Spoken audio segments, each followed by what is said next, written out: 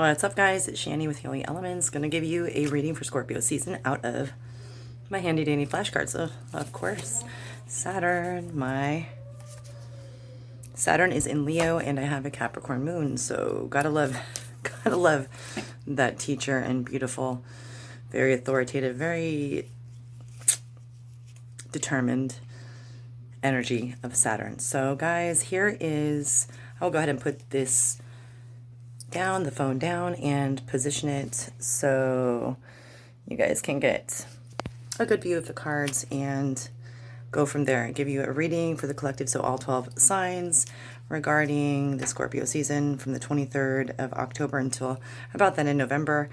And yeah, riding the moody upswings and then also broody type of emotional depths of the Scorpio season already myself. So bear with me.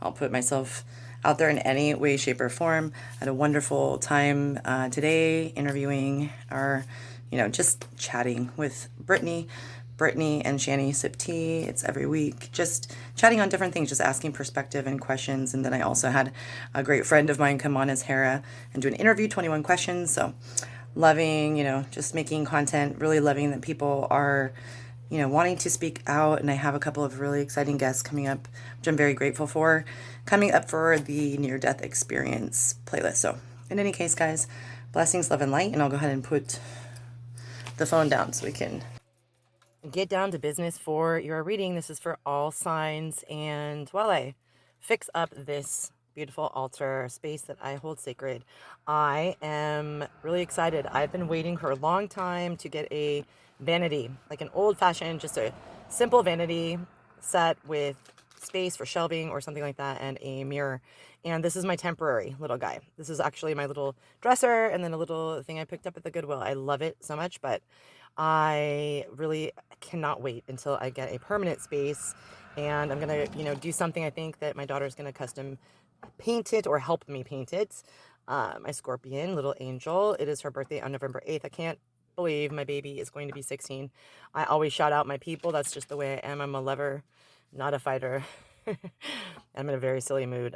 It was not that case for the full moon in Aries. My goodness, it was very, very surprising actually to me to see how, I was hormonal as well, if you know what I mean. And I was extremely tested for sure, for, many reasons from a lot of different entities and not just in my family, and a lot of different things that, I anticipated, because thank goodness I do pay attention to astrology. I do pay attention to my intuitive guidance. And, I have three people that were in my house that have Aries rising. So you add my mother-in-law, bless her heart, I love her. She was amazing as a guest.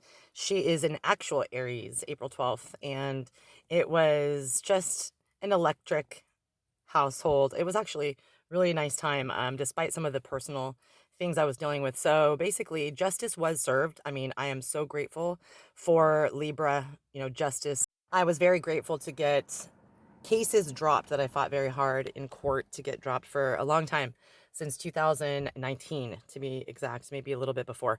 And so, that was in my favor. No, record of mine, no cases that will be on my record. It is all dismissed. And then, that whole thing, though, had a big, big inference that does not affect my criminal record or anything like that, but it was a big setback of red tape. So, guys, it was just a little bit aggravating. This is the atmosphere card. So if somebody has been in your neck of the woods, sneaking and creeping up on your personal space, right in your environment, perhaps they are a good thing. Maybe you have been having your environment and atmosphere, what is around you and your experiences in your home and work environment, be pleasant, keeping, those layers of oxygen and different, layers that you can maybe breathe easier. Maybe there's someone in your atmosphere that you're having a hard time with and some trouble with. Perhaps they are the kind of, stratosphere type of energy where it just feels like you cannot breathe, or you want to hold in what you are thinking, feeling, or that breath, you just kind of hold your breath because it's not like you're afraid or walking on eggshells. It's just an icky, not so comfortable place to be in around these people. So I don't know why I'm channeling that for some of you, but I feel like if your environment has something, anything, even if it's a decoration, if it's a doll that makes you feel that you are uncomfortable, if it's spooky, if you have somebody that you don't want to pick up the phone call to because of the vibe that you're feeling, right? If that atmosphere, if your telepathy, even if it's not the immediate environment, maybe it's the environment of, let's say, an online forum or chat room, then just escape. Yes, the sun. So escape to a place of jubilance. You may, of course, feel at this time as if you need some sun, perhaps, because we are getting into those winter months. Maybe some of you suffer, like my mom does, with a certain depression that comes around in fall and winter. Or perhaps you're around a Leo. The sun is the ruler of Leo. Maybe you're feeling as if you need some jubilance, or you're having some happy, really, electric, really vibrant, really bright energy around you. Maybe that atmosphere card was, letting me know that you are surrounded by somebody who is very energetic.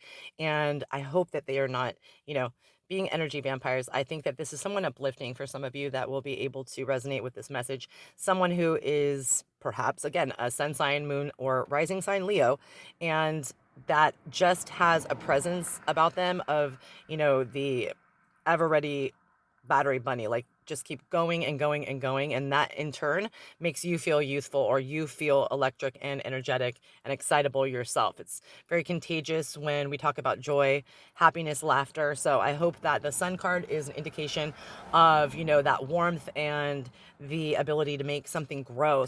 So I hope that you have warmth in your life. And this card is going to be the terrestrial, oh my goodness, planets. So these are the rocky planets, of course.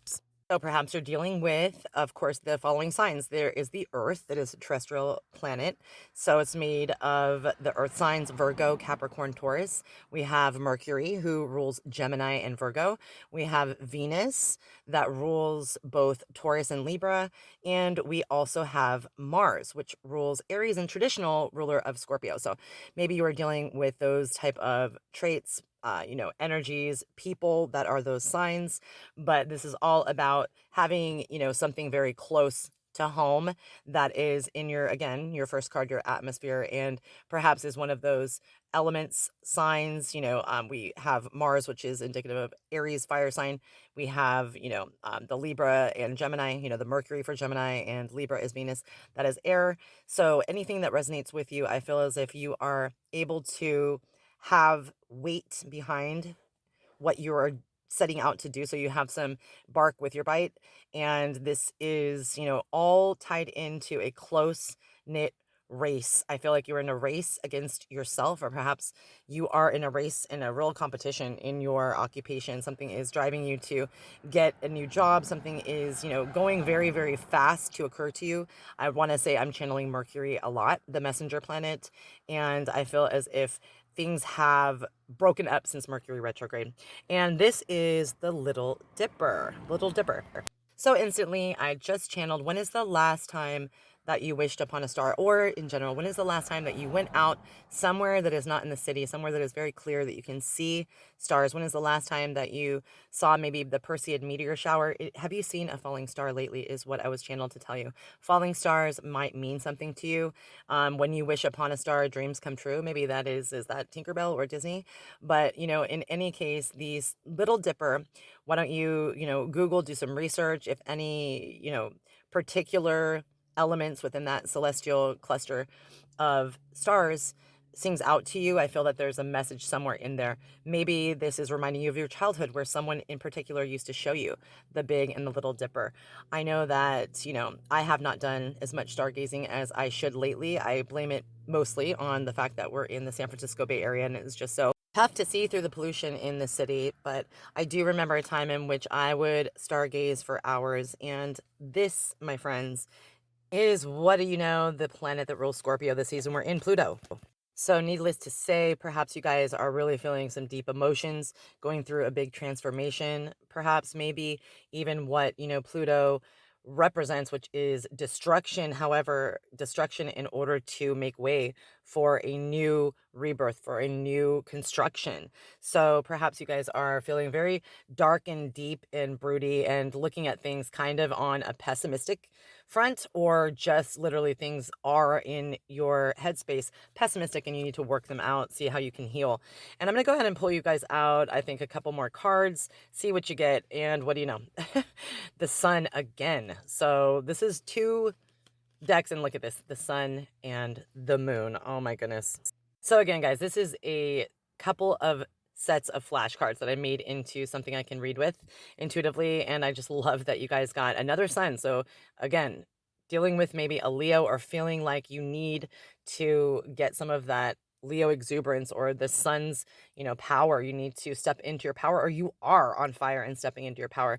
Or it can, of course, mean it came up with the moon. It can be that, one or the other of you that you're coming to the reading about, if it's love, is a Leo, moon sign, or perhaps Cancer moon sign with a Leo sun, something like that. But it is talking about the sun signs of Leo and Cancer, but most importantly, that very determined, driven, nurturing, prideful, patriarchal Leo sun type of representation, or the nurturing, kind, understanding, and slow and emotional and steady paced Cancer moon type of vibe.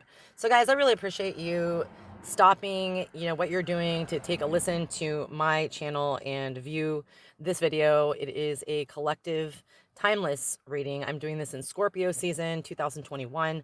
I really appreciate you guys. And with that sun and the moon, it just serves to also tell us that there is complementary factors, there's complementary, things that we can learn from opposites. The moon and the sun do very opposite things. Of course, they're out during opposite times of the day, but earlier on for a private reading, I got the card of an eclipse. And so there is something to be said when they blend together, they put on a show and create some pretty massively divine energies that are felt and permeate all the way through our bones. So guys, blessings, love, and light, and nothing but positive vibage always to you guys.